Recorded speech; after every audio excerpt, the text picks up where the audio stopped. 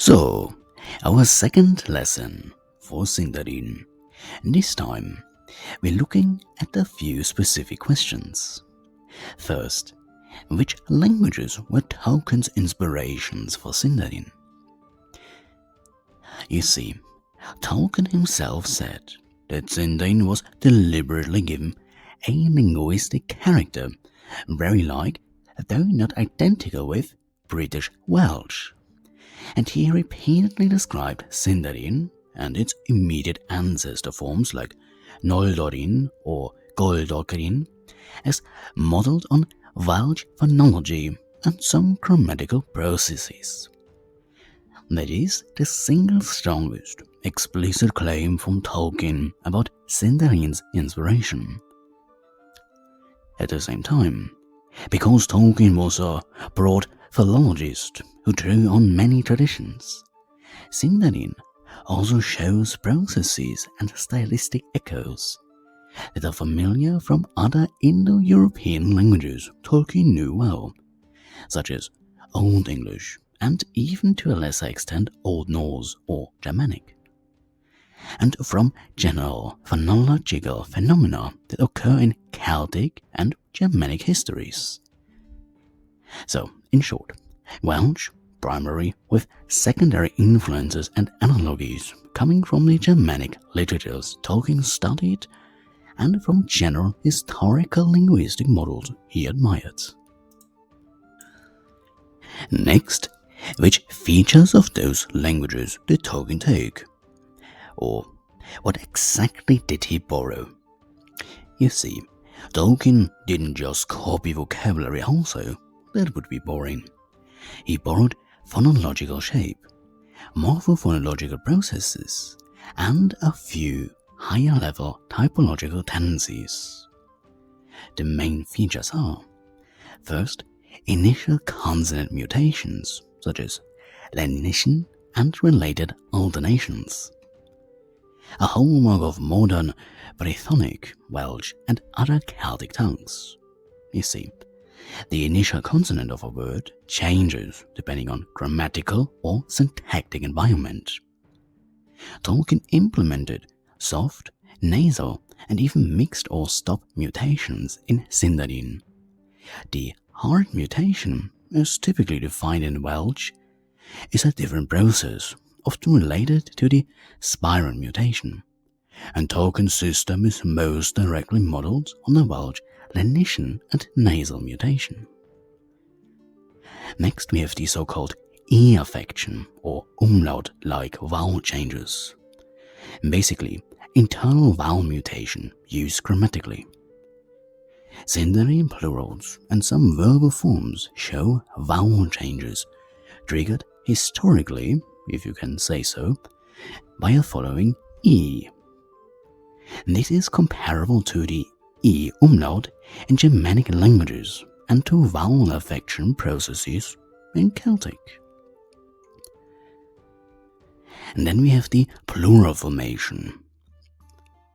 Rather than a single suffixal plural, Sindarin uses multiple plural patterns, including vowel alternation, for example, processes similar to the Welsh E affection and some Old English effects.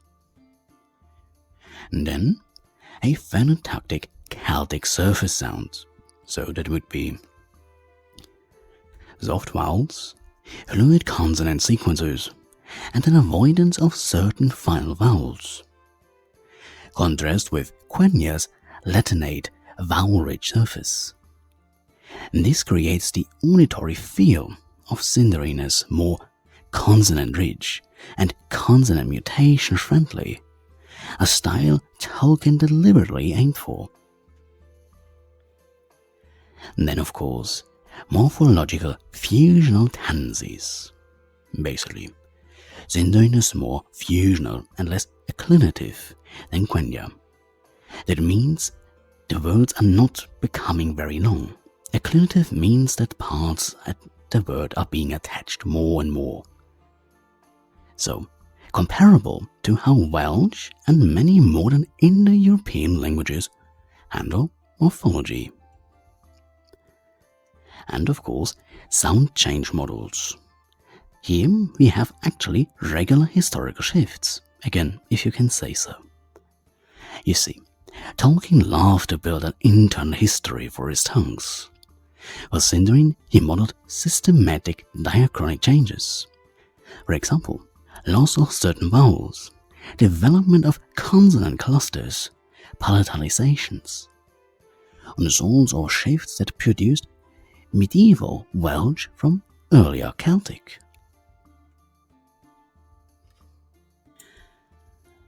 Next, we look at where concretely are those features seen in Sindarin. So, first, initial consonant mutations. Where is it seen? Across syntax, after prepositions, possessive and certain determiners, in inflectional environments, and in many proper names and compounds. Tolkien set out mutation tables in his grammar, Noldorin or Sindarin grammars, and they are visible in late published reconstructions. For example, we have a soft mutation turning P to B to V, nasal mutations turning T to V or D to N. A table of soft, hard, or nasal effects appears in Tolkienian grammar notes and in modern glosses. These mutations are not a mere ornament. They are grammatical signals, such as possessive constructions, after certain articles or even prepositions. Next, the E affection or vowel mutation.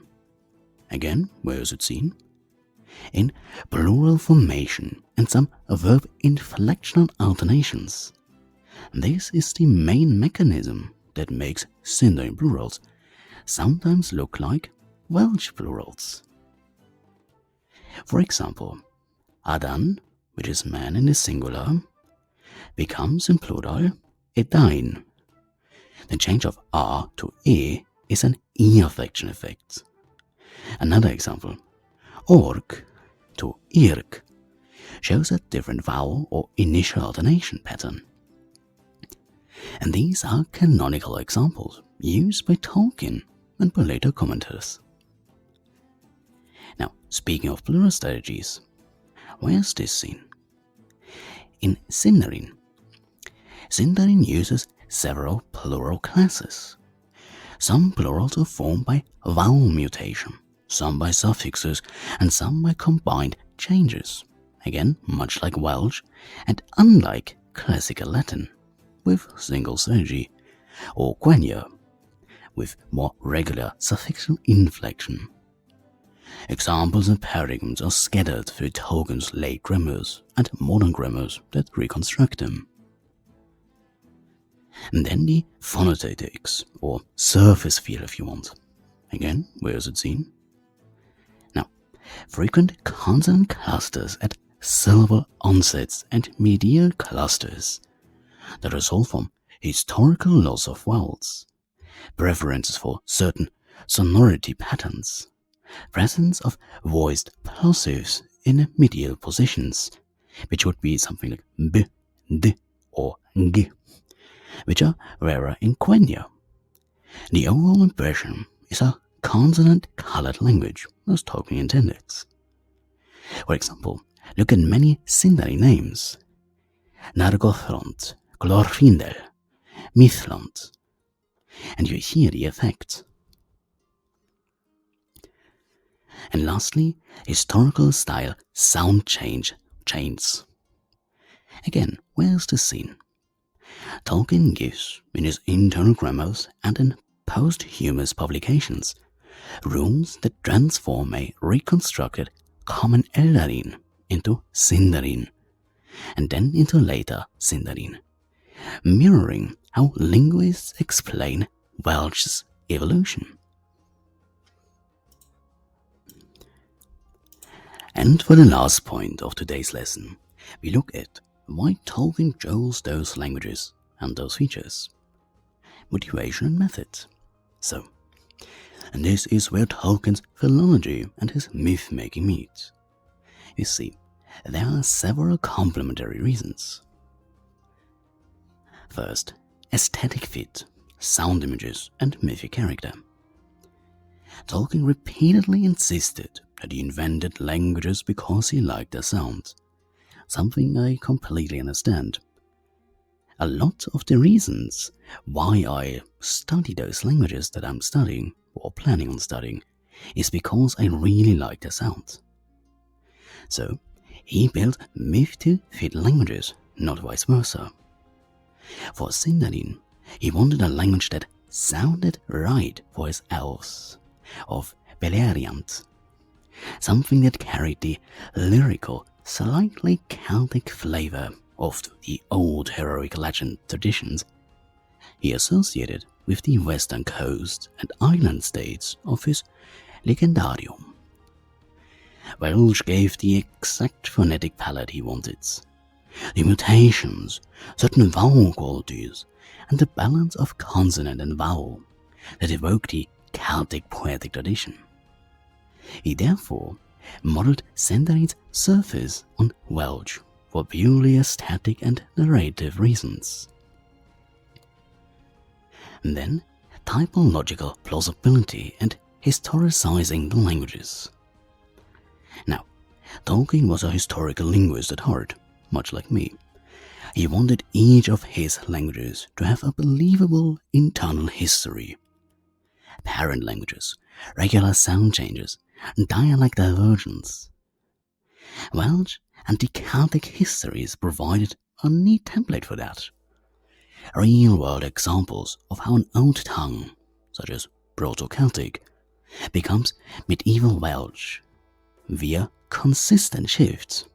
Again, lenition, vowel affection, or even loss of endings. By modeling Sindarin's development on such process, he could write convincing diachronic grammars and etymologies for names and words, something he absolutely loved doing.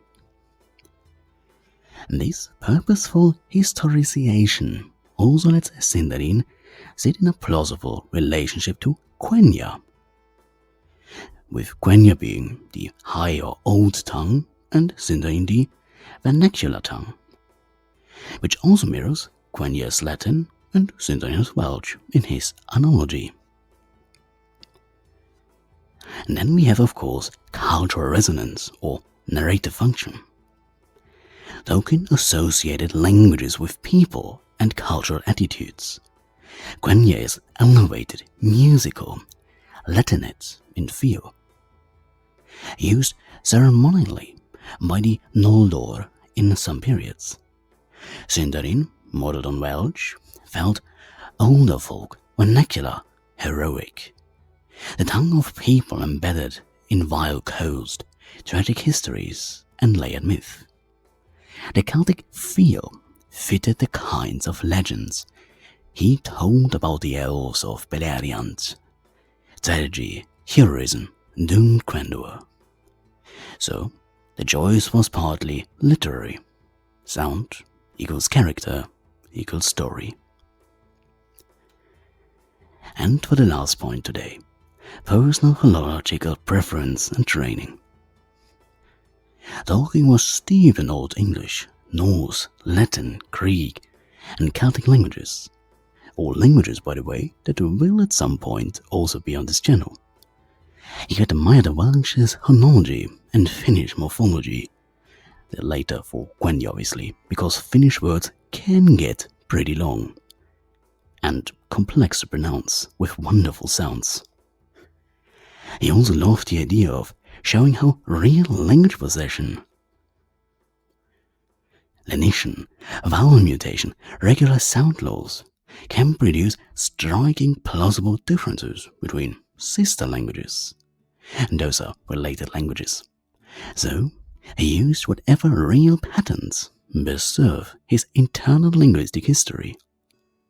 His own statements and his essay, A Secret Vice, make clear that his inventions were born of both aesthetic liking and philological methods. So, now we will end this on one question. Does knowing the inspirations even help with the acquisition? And the short answer, yes, very much so, if used the right way. And this will be the story of our next lesson.